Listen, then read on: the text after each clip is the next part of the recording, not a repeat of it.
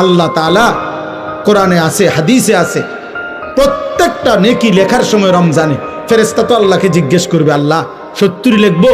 আল্লাহ বলবে না, আরো বাড়াইতে হইব। কেডা নাম কও? আব্দুল আউয়াল। আচ্ছা তো লেখ 700 লেখ।